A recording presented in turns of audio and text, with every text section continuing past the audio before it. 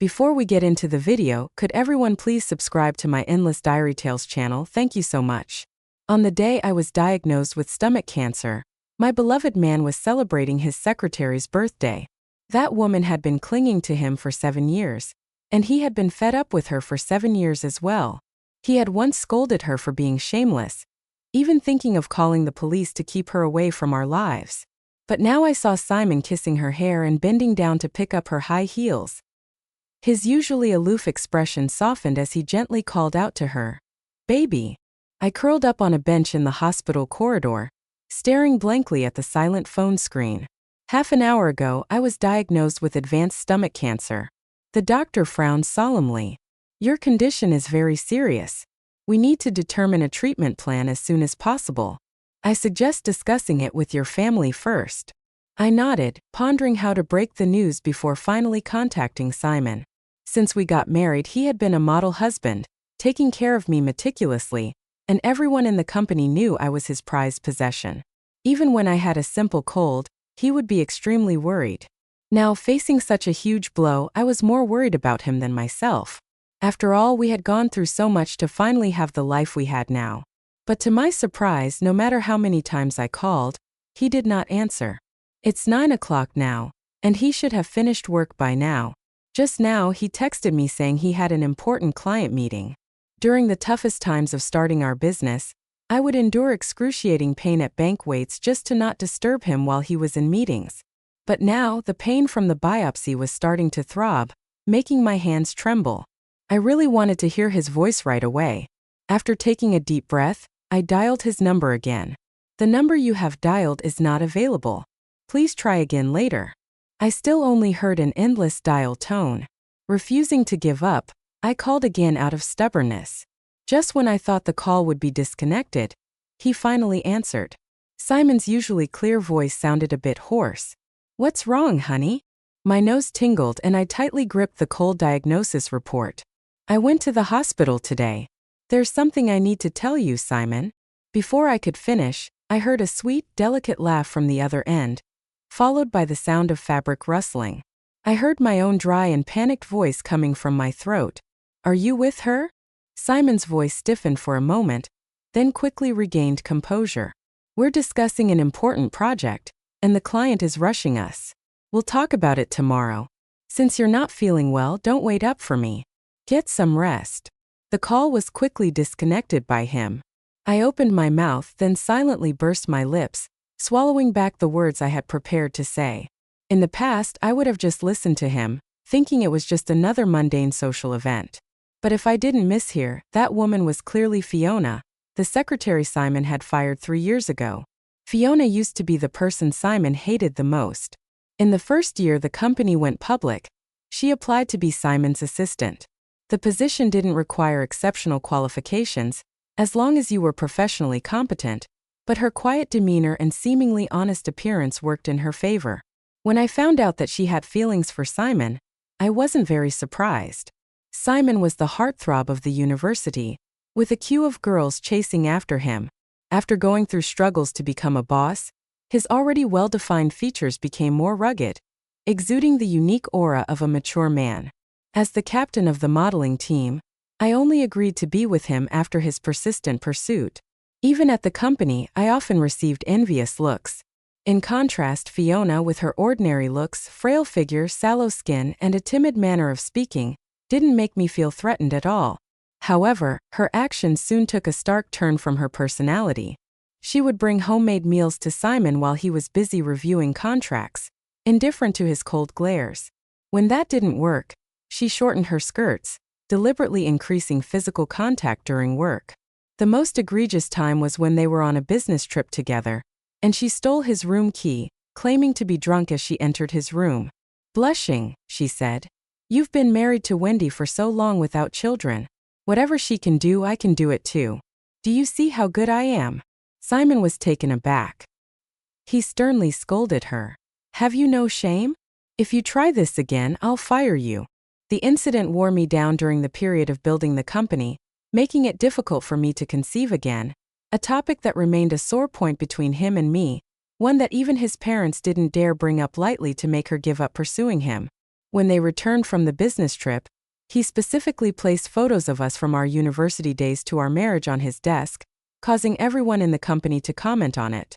Colleagues joked that Fiona had no chance, always dreaming impractical dreams. Perhaps still possessing a hint of shame, Fiona did behave herself for a while. Just when I thought she would realize and voluntarily give up to keep her job, another incident occurred on a stormy night. During a busy business expansion period, just when we finally had time for intimacy, we were interrupted by a phone call. As soon as he answered, Fiona's intermittent crying was heard from the other end. "Simon, I am at the hotel now. Can you come pick me up? Are you crazy calling me in the middle of the night? Why don't you take a taxi?" Simon sighed irritably, about to hang up the phone. No. "Don't come. Help me, please." Her sudden desperate screaming startled both of us. The sound of thunder and rain outside amplified the desperation in her voice. Looking at me reassuringly, he massaged his temple. "What's going on?" Fiona was breathing heavily. "I came to deliver documents to Mr. Lee, but he brought people to block me downstairs. Now I'm hiding in the bathroom. I daren't come out. Please, I'm so scared." Upon hearing this name, both he and I held our breath. The Mr. Lee she mentioned was a key partner of the company, and if he had set his sights on Fiona, things wouldn't be easy for her today. Simon clenched his phone, stood up abruptly, and started getting dressed. As a girl, if something happened to her, the company would bear responsibility. I decided to check on her. When the light of day finally broke, Simon returned. I looked at him. His tired face and the small abrasion at the corner of his mouth made me feel sorry for him. He slumped onto the couch and complained to me, "You have no idea how difficult she is to handle. She cried loudly and ugly, insisting that I drop her off at her home." I was at my wit's end, dropped her off at the entrance of her residence, and hurried back. Don't you have any sympathy for me? Just dropping her off at her community, I thought. But I could clearly see a blurry and suggestive lipstick print on his wet collar. The lipstick print was so conspicuous I couldn't ignore it. Simon noticed my disappointment. He tried to reassure me, "Honey, I swear nothing happened between her and me last night. You are the only one in my heart." She suddenly leaned in while we were in the car. As I watched him scrub the collar of his shirt with his well-defined knuckles in the bathroom, my doubts slowly dissipated with the foam. The next day, Simon volunteered to dismiss Fiona. During a busy period of expanding the business, changing secretaries would only add more burden to his work. While I was concerned, Simon was firm in his decision. He called her into the office and announced the news in front of everyone. The reason was evident to all, and the room filled with whispers. Fiona's eyes welled up with tears. She suddenly lifted her pale face and stared directly at him. "Simon, are you really this heartless? I grew up in an orphanage, barely finished college with scholarship money, and if you fire me, I'll be out on the streets. And if it wasn't for the incident delivering files, I wouldn't have called you last night." She choked, grabbing his sleeve tightly. "Why only offer to take me home at night, not during the day?" Simon shook her hand off, his face cold. "Do you realize how much you have interfered in my life with Wendy?" But she pouted, her eyes misting over. "From the moment I saw you, I knew I was meant for you. Do you have no shame? I'm married. I don't like you at all. How many times do I have to say it?" He rubbed his forehead, his face turning grim, a sign of anger. Seeing her unresponsive, Simon took out his phone. "If you don't understand, I'll call the police right now." Fiona stepped back, a hint of determination flashing across her pitiful face. "Fine, I'll leave. Don't regret it," she said, pushing through the crowd and rushing out. "Finally she's gone. Nobody will bother us again." Simon sighed in relief, about to come over and hold my hand. But as he took a step forward, someone rushed in a panic. "It's bad. Something happened to Fiona." Fiona had been hit by a car downstairs at the company.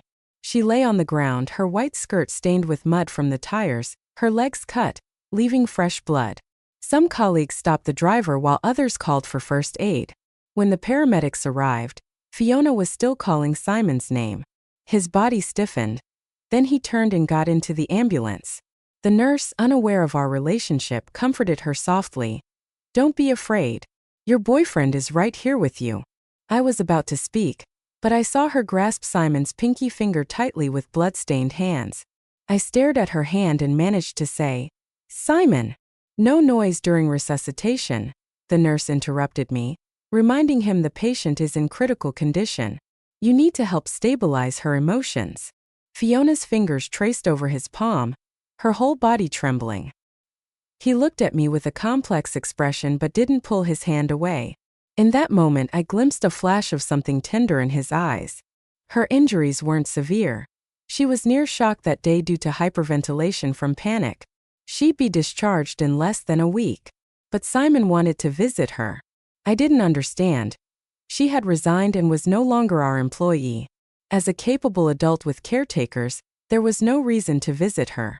He explained that since the accident happened right below our office, it would be troublesome if people speculated about how we treated our employees, affecting our reputation.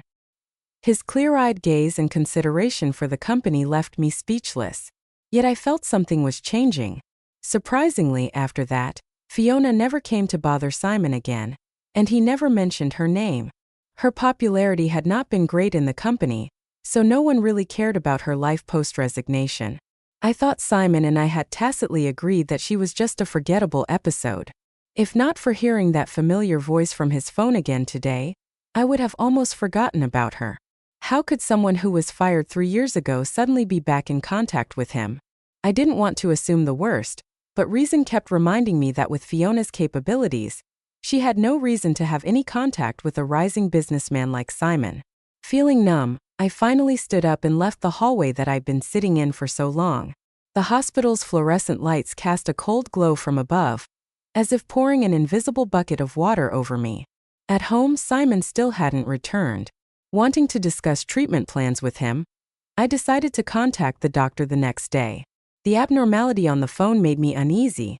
Just as I was about to take sleeping pills and go to bed, a new message popped up on my phone. After reading the content inside, I felt like I had been struck by lightning.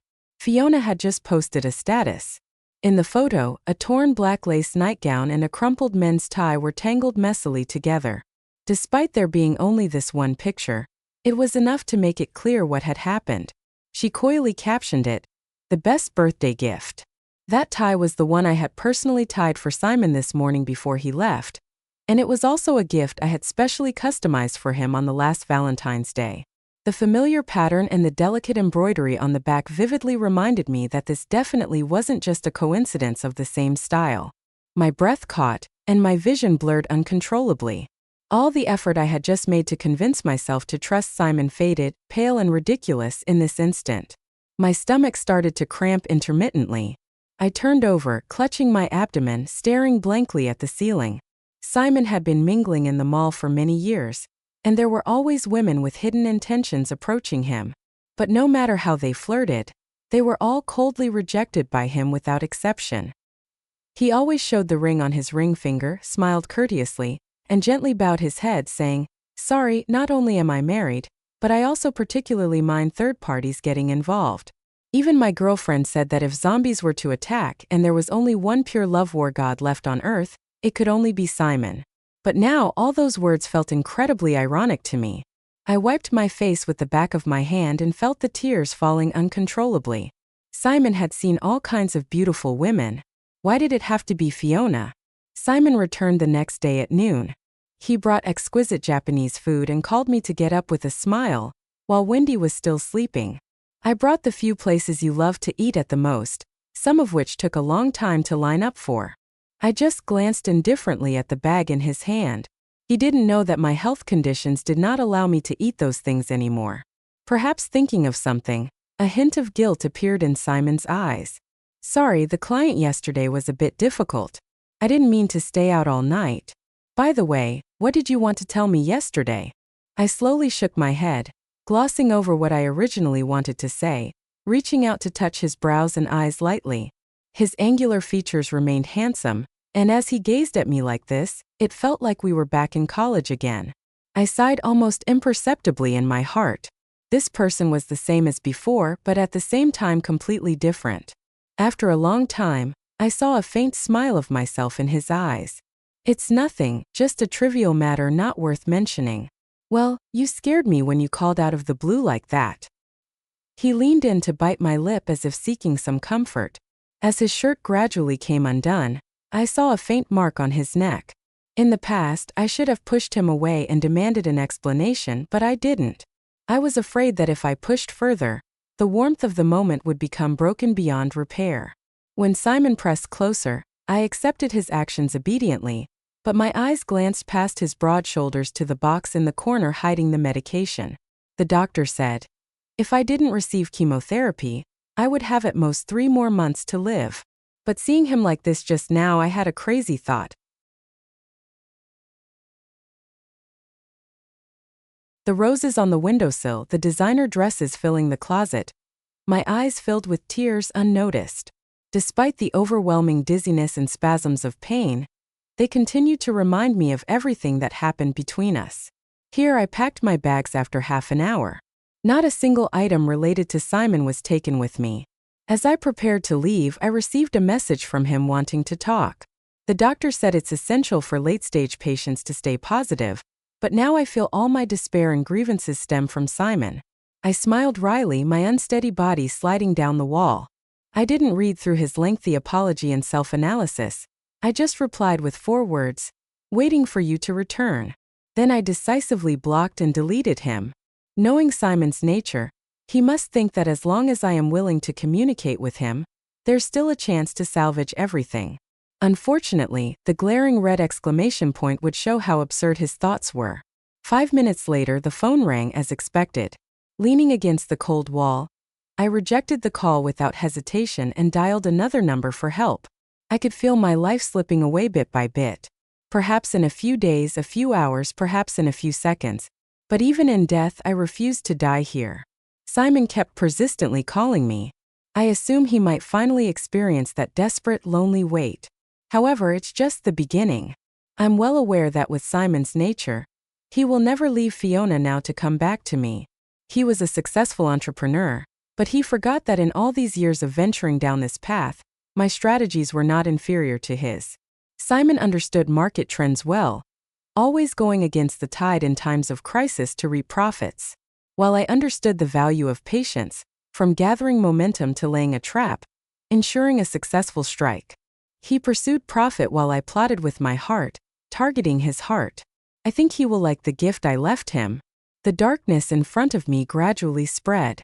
I could hear sharp ambulance sirens downstairs and Anna's crying outside the door. I tried to move my mouth but realized I couldn't make a sound. In a daze, I seemed to see Simon from our university days again. He smiled with his eyes, his figure handsome, walking towards me against the light. As per memory, I would shyly lower my head and stand in place, nervously waiting for him to confess. But this time I chose to turn around and quickly run towards another unknown light. Under the sky, the cry of an unknown white dove echoed. It is said that it is the sound of mourning a departed loved one, and also a blessing symbolizing a new beginning. Epilogue. Simon never thought Wendy would actually go through with the divorce. He thought she was just angry and would change her mind. On the way to the hospital with Fiona in his arms, Wendy messaged him, "I have packed up the house, we'll move out tomorrow." Regret flooded over him immediately. He wanted to call and explain, tell her he was just momentarily confused, begging her not to be mad. But Fiona's groans from the passenger seat reminded him that now wasn't the best time to communicate. Upon returning home from the hospital, he realized there was no trace of Wendy left in the house. She had left cleanly, not a single mark left behind, even taking the potted plant from the balcony. No, there were things she left behind as well. He stumbled into the bedroom, searching through drawers and cabinets, ending up sitting on the floor staring blankly. Every piece of jewelry he had given her, she had quietly placed back in their boxes. She was gentle, never one to say harsh words. Yet seeing those things, he felt it was more painful than being stabbed in the lungs. On the bedside table, he found a letter Wendy had left for him. He opened it expectantly, ready to agree to whatever she needed to come back. But as he read through the contents, Simon's breath caught in his throat. Besides lengthy evidence of his infidelity, there was a divorce agreement. Married for 7 years, they had never argued, not until this one time. But this time Wendy was determined. How could she just give up on their years of love? Yet with the irrefutable evidence before him, the purpose of this agreement was merely to inform him. Simon rubbed his face, reaching for his phone to call Wendy. No matter how many times he tried, only the cold electronic voice replied that the call couldn't be connected at the moment. The endless waiting wore him out. He took off his suit jacket, slumping on the edge of the bed, unknowingly falling asleep while holding onto his phone. Simon dreamt of a 21-year-old Wendy. He had seen her at the school reunion party. Her fair skin, tall stature, and especially her focused eyes made his cheeks burn involuntarily. Before going on stage, she lifted her dress carefully, making her way through the crowd, her flowing hair brushing against his face and stirring up his heartbeat. In order to win Wendy over, even the popular Simon had to put in a lot of effort. The young man's emotions were intense, and shortly after graduation, he proposed to her. Once they left the halo of campus life, both he and Wendy came from ordinary families striving to make a living in the big city from their small town. After working for a year, he expressed his desire to start his own business. She quit her job at a foreign company to work in his small studio, doing clerical work, accounting, serving, and handling everything she could. Neither of them had much experience in society, and they faced many setbacks in the early days. During their toughest times, they were deceived, living in a rented apartment where the windows wouldn't close properly. Despite the cold draft in winter, she refused to turn on the heater, saying they needed to save more money for his business. He felt sorry but couldn't do much, only being able to hug her tightly in bed to keep warm. In order to assist him in business socializing, Wendy, who was allergic to alcohol, could drink glass after glass until she had gastric bleeding before stopping. Watching her lying in the hospital bed, he couldn't help but shed tears, silently vowing to work even harder to repay her sacrifices. By a stroke of luck, he secured a big contract, and the first thing he did was rush back to tell her. Wendy was even happier than him. The two of them cried together, laughing in their small office. In that moment, he felt like as long as she was by his side, they could overcome any difficulty in the future. On the day the company went public, he deliberately took her back home. Walking along the path through the fields, she wore a skirt, discomfort by the low-hanging full ears of wheat scratching her calves. He tenderly reached out to shield her, making her blush. In this dream, the scene lingered warm and vivid, the emotion sincere. But suddenly something happened, and the scene turned into dark clouds looming across the sky with thunder and lightning flashing. He saw Wendy, who had been smiling just a moment ago, suddenly coldly push away his hand and run forward swiftly. She said, "Simon, I don't want you." He tried to reach for her hand, but no matter how he chased, he couldn't catch up. He couldn't see her back clearly and couldn't even tell where he was. He wandered in boundless darkness, calling her name while running aimlessly. It felt like an invisible hand was choking his throat, causing his chest to tremble and his breath to quicken. This sense of fear and panic left him powerless, drenched in sweat. Just when he thought he would die in this nightmare, a brittle voice suddenly woke him up. "Simon." As he opened his eyes, Simon thought Wendy had a change of heart and come back to find him. But what he saw was her best friend Anna. He was surprised for a moment looking at her. "How come it's you? Where's Wendy? I want to see her." Anna sneered and didn't answer his question. Instead, she coldly stared at him. "Now you remember her? But you're here instead of being with that pregnant bitch? What were you trying to act sad for?" Standing calmly, he listened to her insults and then moved his lips. "I know she doesn't want to see me. Please give me a chance to see her." Simon thought he was wrong. Wendy loved him so much. If he could just see her, he could find a way for her to forgive him. As a successful businessman, he thought about what expression and words he should use to attract her attention when he saw her for the first time. After a while, he saw Anna's sad and mocking smile. "Were you off to see her?" "Simon, I'll tell you, Wendy is dead." His face froze as if he heard a strange joke. "Did she tell you to say that? I know she's upset but wouldn't curse me like this." Unable to bear it, Anna slapped him hard, throwing a paper in front of him. Her face was weary, her eyes bloodshot. "I'll repeat it. Wendy is dead. You didn't even know your wife had cancer, did you?" Suddenly, a loud noise exploded in his ears, making him tremble and fall to the ground. The death certificate was light but heavy. He struggled to pick it up several times, finally confirming the truth. He started coughing violently, eventually spitting out a pool of blood. Simon went to see Wendy one last time. She had no family. Only a few friends came to visit. The funeral was very simple, with white flowers and candles piercing his eyes. He couldn't believe what he saw. In the hallway, he hysterically shouted, and everyone said he had gone mad. After being forcibly injected with a sedative by a nurse, he ran downstairs again and stumbled to her.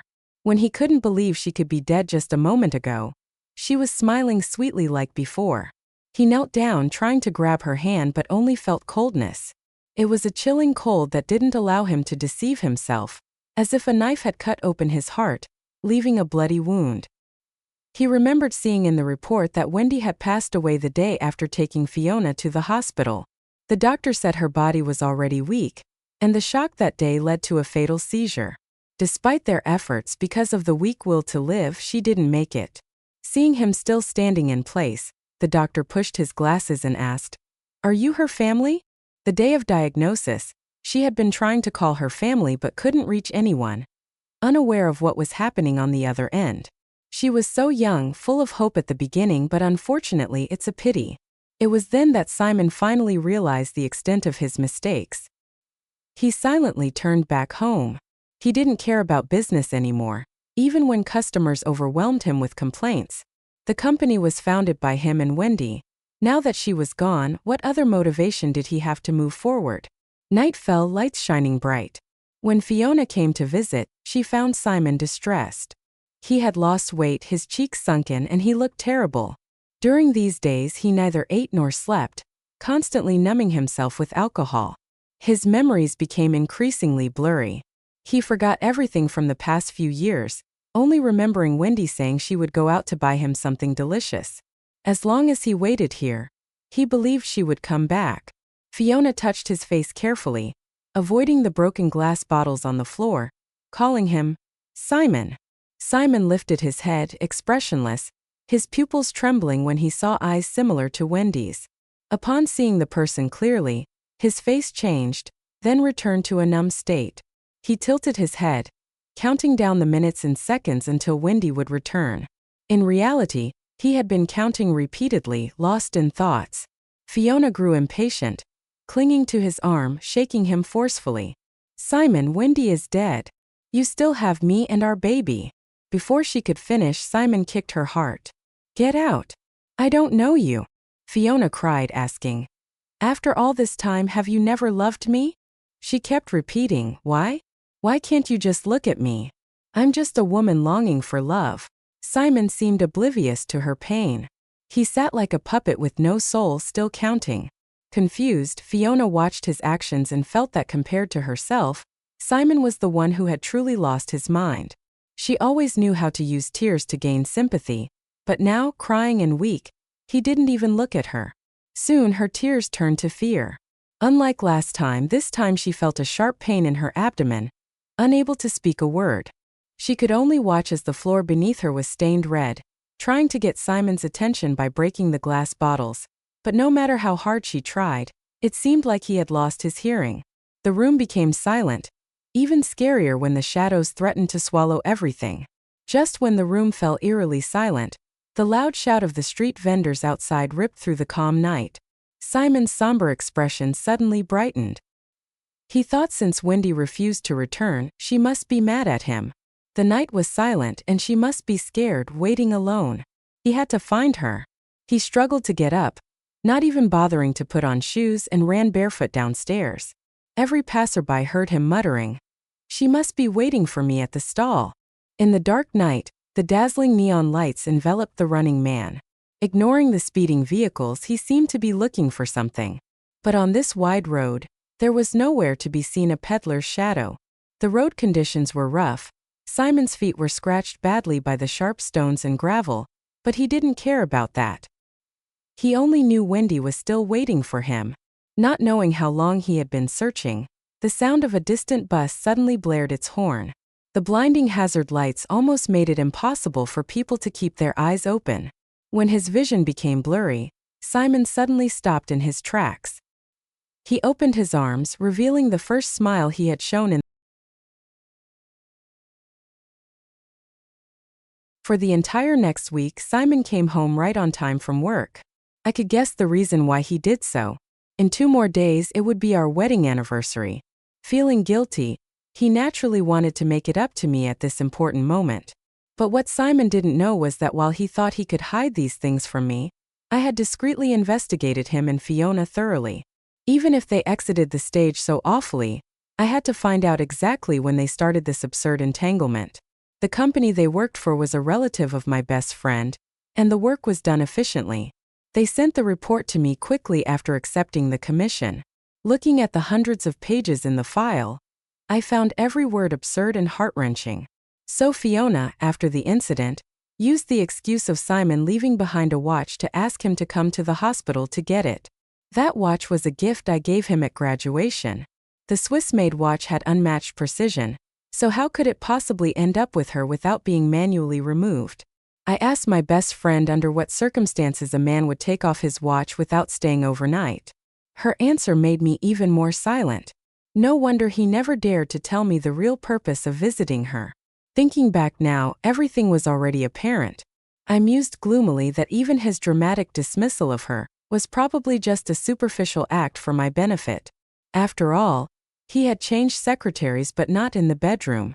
From the number of times Fiona was blocked, Simon did regret it. As for why the defense collapsed, maybe it was out of sympathy, maybe she was too troublesome, or maybe he just wanted to quit due to her strong utilitarian nature. She had not found a suitable job and could only make a living by delivering takeout.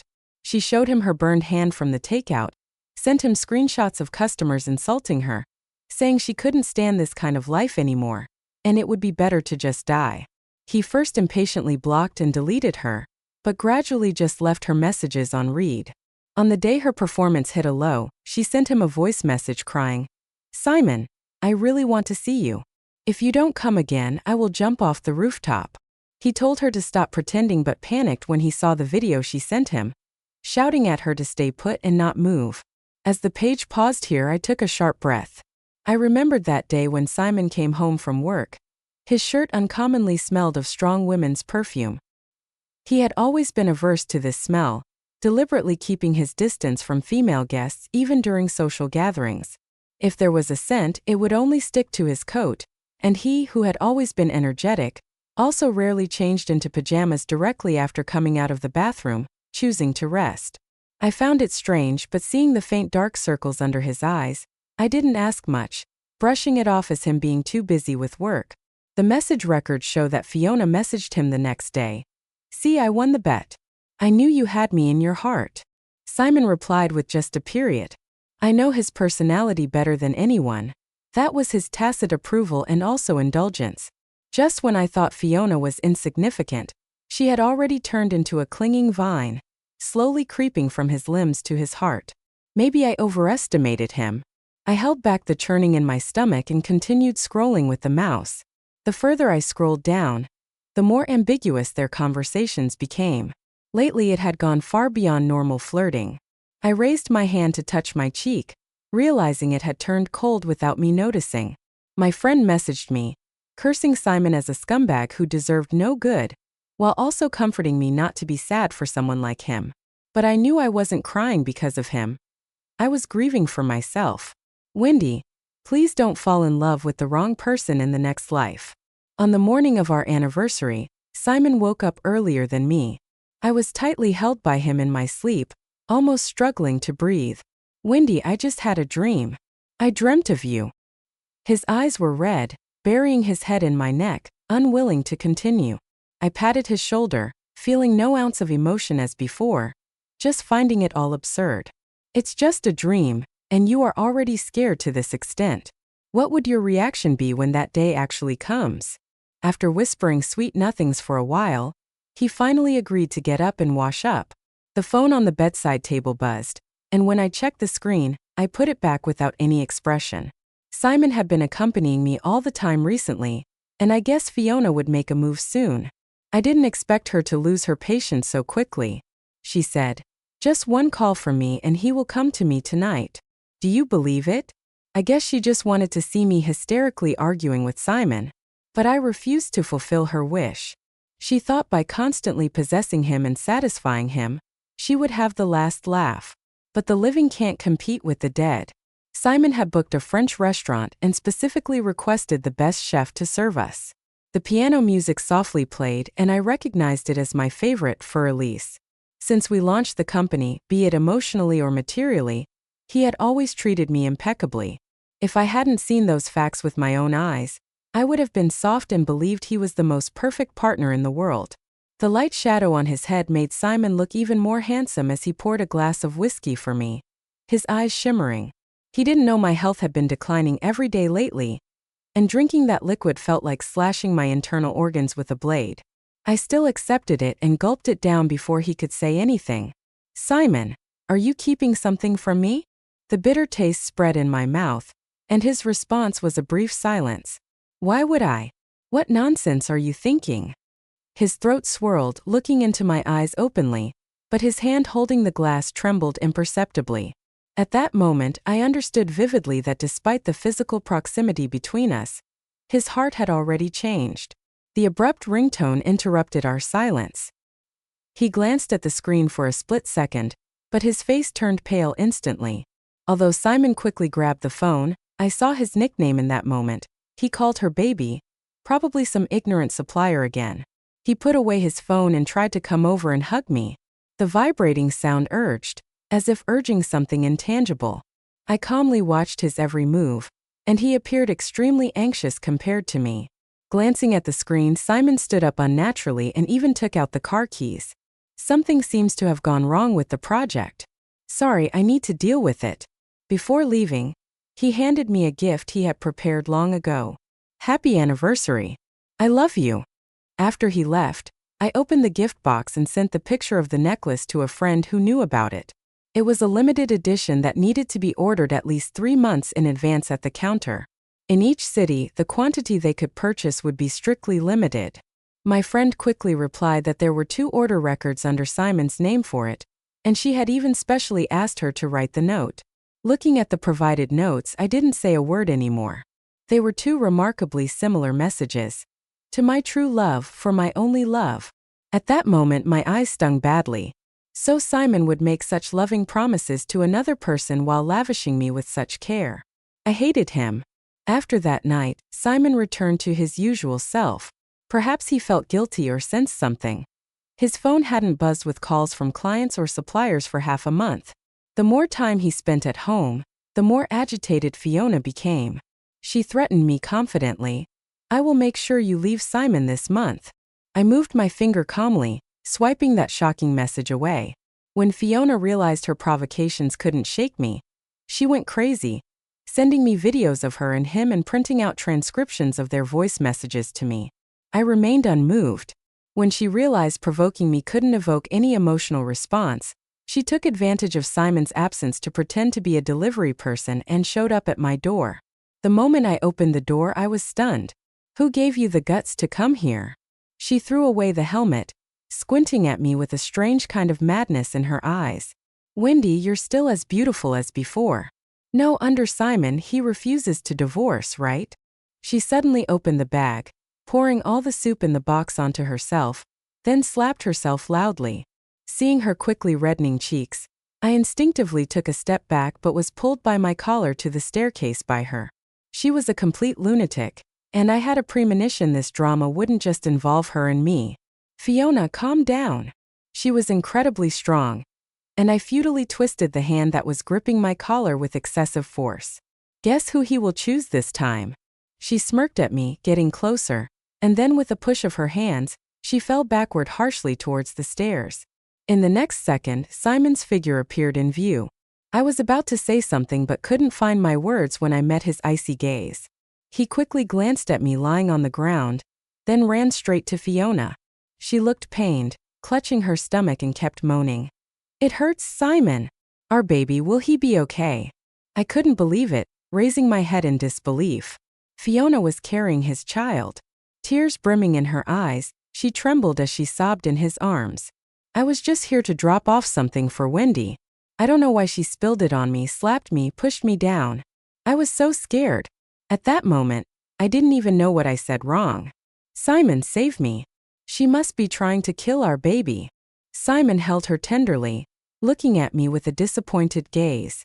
I covered the wound on my leg, chuckling self-deprecatingly. So this was the reason he had been protecting her, hiding it from me. I never imagined he cared so much about this child. But when I was drinking the supplement, he whispered softly that he didn't even care if he would have a child himself. I gazed at him sorely. Simon, don't you have anything to say to me? His voice was ice cold when he spoke. We'll talk about today's events later. I know you despise Fiona, and she really shouldn't have been here today. But she's pregnant now. What you did today really disappointed me, Wendy. I know you're angry right now, but these years I believe I haven't wronged you in any way. But you can't bear children, and my career is on the rise. I can't be childless. If you calm down, you should understand my feelings. I didn't argue with his words. Since he chose to believe the rumors, why bother explaining further? Nothing is sadder than a dead heart. I staggered to my feet, smiling with a sense of relief. There's nothing to calm down about. Let's get a divorce. Simon hastily carried Fiona away. I closed the door in silence, ready to pack my bags. Suddenly, a dull pain pierced through me, followed by a strong, sweet smell rushing to my throat. I rushed to the bathroom, coughed a couple of times instinctively, only to see the sink filled with a horrifying amount of blood. Suffocation overwhelmed me, cold sweat soaking my back almost instantly. I leaned against the wall, gasping for air. Took a long time to recover. When I looked up again, the person in the mirror with disheveled hair, pale as snow, looked shockingly haggard. I was about to turn on the faucet to rinse when I noticed the cracked couple mug next to it, left with a gaping hole. This mug had been broken before, and Simon had it repaired. It was during the time we just moved into our new home, and Simon's mother, who had always had reservations about our marriage, learned about my health condition, barged in, and demanded a divorce despite his protests. That day, she said the most hurtful and vulgar things and broke everything in the room. Simon, usually calm and composed, had tears in his eyes for the first time. He silently looked at the broken mug, shielding my trembling body behind him. I heard him speak slowly and firmly. No matter if you accept Wendy as a daughter-in-law or not, she is the only wife of my life. Whether we have children or not, it doesn't matter to me. I can't even take care of her alone for a lifetime. Where would I find time for someone else? After his mother left, Simon repaired the cup on the floor, shivering. He hugged me gently, reassuring softly, "Don't be afraid. I won't let anyone mistreat you again." That day I truly believed him. But now that broken mug was like our relationship. Once the cracks appear, no matter how much we try to mend it, it can never go back to the way it was. I took a deep breath, composed myself, and returned to the bedroom. Despite resisting memories, every item here carried Simon's presence, forcefully reminding me of everything that had happened between us. The old, yellowed photograph on the nightstand showed us on our graduation day, him daring to kiss my cheek amidst cheers. His gaze was so intense that even the usually strict teacher blessed us with a smile for a lifetime of love. The first ring in the drawer, bought during our hardest times, was a cheap plain band he saved up for. To choose this ring, he spent